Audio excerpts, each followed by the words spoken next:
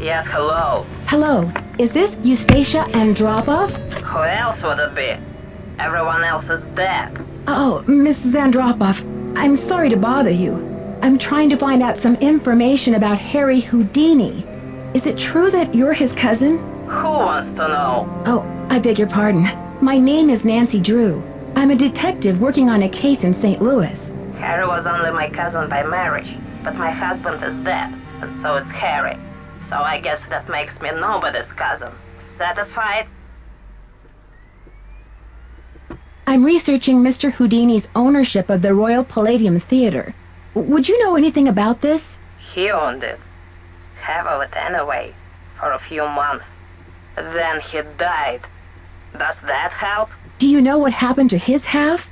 Did he sign it back over to J.J. Thompson? Return it to James Jehoshaphat? Mr. Stupendous?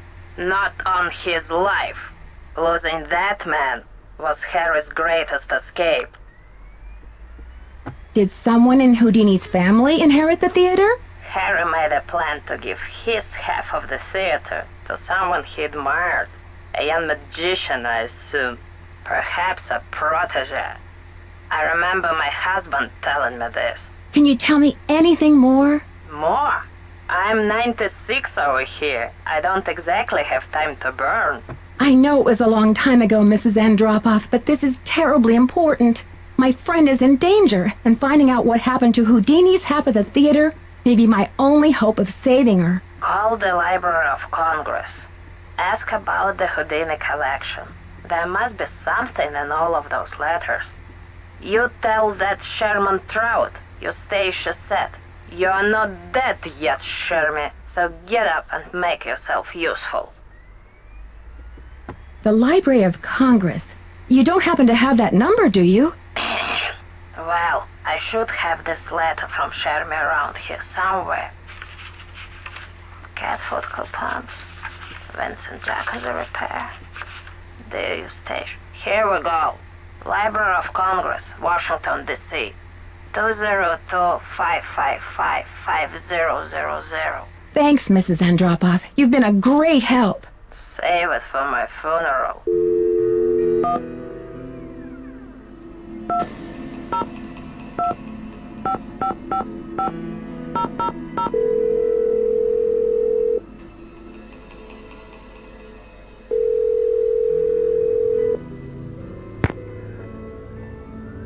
Manuscripts. I'm trying to reach Sherman Trout, please. Speaking. How may I help you? Hi, Mr. Trout. My name is Nancy Drew.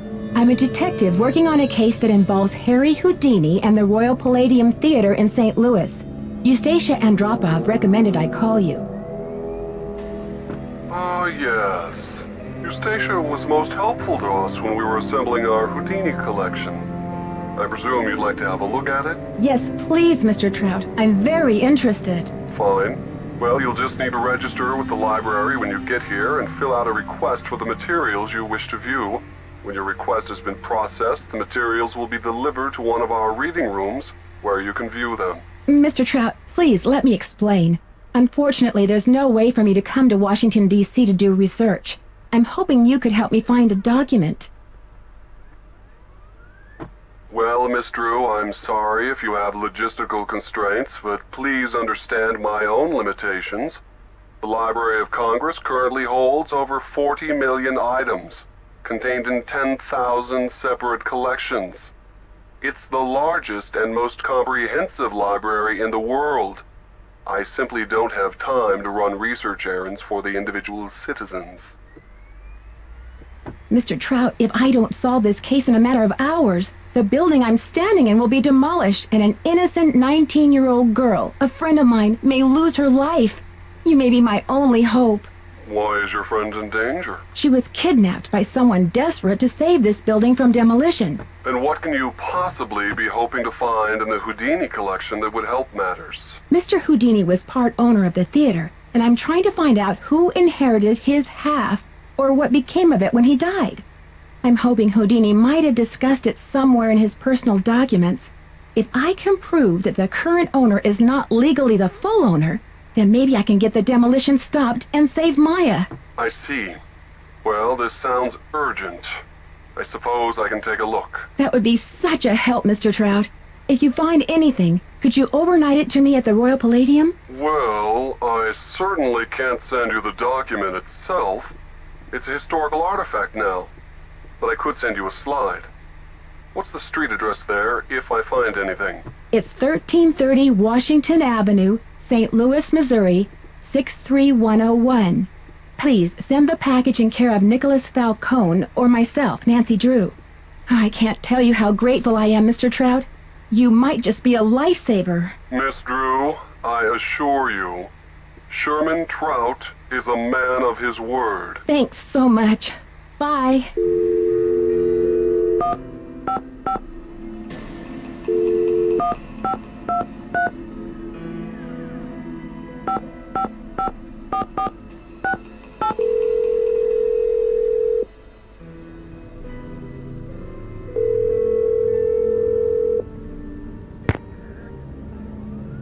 Hello? It's me again.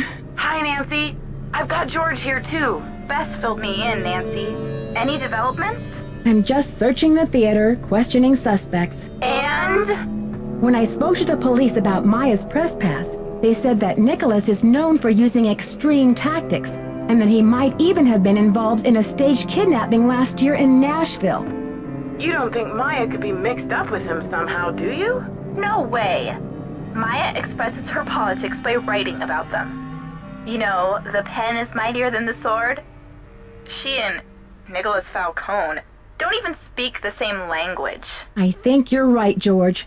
But Sergeant Ramsey said I wouldn't have any credit with the police if I joined forces with Nicholas. Who said anything about joining forces? After all, he's still a prime suspect. But that doesn't mean he's not a valuable source of information when it comes to the theater. She's right, Nancy. As long as he continues to shoot off his mouth, you want to be around to take notes. Simone has called a press conference. I'd like to hear what's being said, but I get the feeling I'm not welcome. Bess, are you thinking what I'm thinking? Here's what I'm thinking. When has the lack of an invitation ever stopped Nancy Drew before? Is that what you're thinking? Bingo! So you think I should just barge right in? Better yet, why not just listen in? That way you know things that Simone and the others don't know you know. You know? Bess has a few rocks in her mouth, but she's right. And besides, there's another good reason to keep a low profile. I know what you're thinking, George. When the cats are away, The detective mouse will snoop. Ah, you have a point there, ladies. This might be my only chance to get some, insight? yes, some insight into the lives of my suspects. Good idea. We're full of them. Right, Bess? Chock full. Bursting at the seams. We're practically ideaphoric. Brady said Simone wants him to appear wholesomely smoldering to his public. What in the world do you think that means? Well, wholesome makes me think of apple pie. And to smolder, according to my trusty dictionary, is to burn slowly from the inside, without flame. So, he's a sweetie pie on the outside, but too hot to touch. Oh, did you have to bring this up with Bess here, Nancy? It seems like the two things don't go together. One is safe, the other is dangerous. Interesting. Maybe that's Brady's whole dilemma. He doesn't know whether he's a good guy or a bad guy. Which is exactly why he can't be trusted. When I arrived at the theater this morning, someone had delivered a funeral wreath. What? Isn't that creepy? You don't know who it was from? It was from the kidnapper, I assume. The note said something like, "Wouldn't you rather stop the demolition than plan a funeral?" Since when do kidnappers have the time to special order flower arrangements? Apparently this kidnapper isn't afraid of the limelight. Look at the bright side, Nancy. If you find out who sent that wreath, your case is as good as closed. I met Nicholas Falcone, the leader of Hadit. His organization is camped out in front of the theater, demonstrating against the demolition. What's the deal with Hadit? Nicholas says he's sworn to slay the dragon of corporate generica. All in favor of men who slay dragons. Say aye. Honestly, Bess, what are we going to do with you? Nancy, what in the world is generica? I think it's a term for what this country would be like if suddenly it all looked the same. Oh, you mean if it became generic? Like a bar of soap that's just called soap. Right.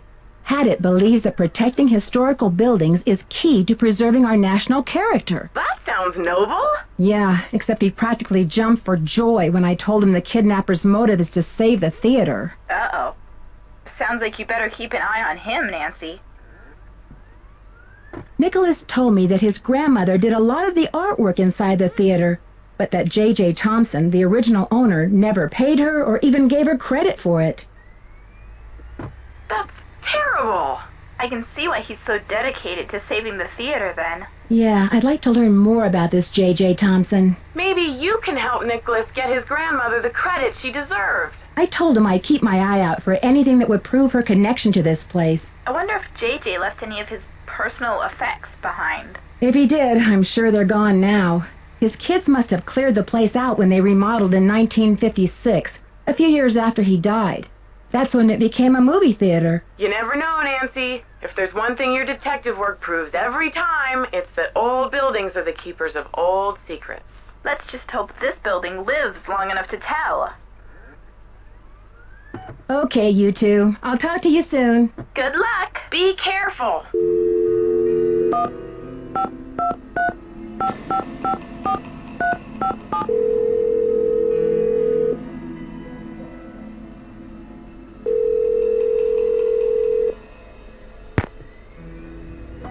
Hello? Ned, it's me. Nancy.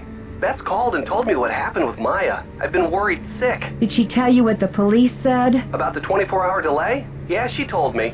But I have faith in you, Nancy. You've solved plenty of cases before without help from the police. So let's get down to business. Who are your suspects? It seems there were only 4 people in the building at the time of the kidnapping, besides Maya and myself. Brady Armstrong, Simone Mueller, his agent, Nicholas Falcone, a political activist, and the caretaker, Joseph Hughes. Any hunches? Not yet. I've got a lot of work to do. Call me anytime. I'll try to stay close to the phone. By the time I finally got to talk to Simone Mueller, she had heard all about the kidnapping and canceled the premiere of Vanishing Destiny. Sounds like bad news travels fast around old theaters. That's just the thing. Simone didn't seem to think Maya's kidnapping was bad news at all. She kept calling it a great opportunity. She kept saying what fabulous publicity it's going to be for Brady. Sounds like she knows how to turn a profit in any situation. The question is she just responding to the situation, or did she have a hand in creating it in the first place? No flies on you, Nancy Drew. Sounds to me like your detective mind is in high gear. I've got to think of a way to get this demolition stopped. Well, the police aren't being much help. But couldn't you try contacting the owner of the building? I'm sure he or she would be willing to postpone for a couple of days. I mean, what's the rush? According to Nicholas, his name is B. Thompson, and he won't talk to the press. I wonder what he has to hide. His building firm is called Wave of the Future. Catchy. I wonder what he has against the present. Ned, I just remembered something. Joseph used the phrase Wave of the Future when I first met him. He was talking about the remodel of the theater in 1956. Do you think it's a coincidence? I don't know, Nance. If Joseph turns out to be the owner of the theater and the guy behind the demolition, I think it'll be fair to say you've seen everything. According to Joseph, the St. Louis Historical Society has been scrambling to get the Royal Palladium declared an historical landmark. And that would prevent the demolition? Right. So what's the holdup? Joseph thinks someone downtown is stalling. Maybe someone who wants the demolition has been greasing some palms. Probably. It's a shame because Joseph seems to think they're close. I wonder if this kidnapper is just trying to buy a little more time. What does Mr. Falcone have to say about the Historical Society? He was pretty cynical. Said the whole process was a bunch of hocus pocus. Perhaps Mr. Falcone is using cynicism to disguise his true feelings. There's this cool machine in the lobby that makes souvenir keys. You can make a key in any shape and call it the key to your heart. I wanted to make one for you. Not that this is any time to think of souvenirs. And maybe after you solve the case, Detective. Well, besides the fact that I don't have time for distractions, the machine is out of order. Phew, that's a relief. What's that supposed to mean? Nancy Drew, you know the key to your heart would be much too big to carry around on my keychain. I'd probably throw my back out. Good point, Mr. Nickerson. Anyway, it's the thought that counts. Harry Houdini must have been quite a character. What makes you say that? Oh, it just sounds like he was so generous and passionate about his craft.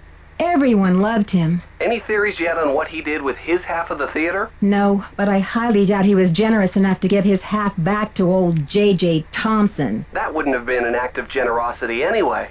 It would have been a lapse in judgment. I'm trying to decide what to do next. Any thoughts? As long as all your suspects are wrapped up with that press conference, maybe you should take the opportunity to see what they're hiding in their rooms. Bye, Ned. Be careful.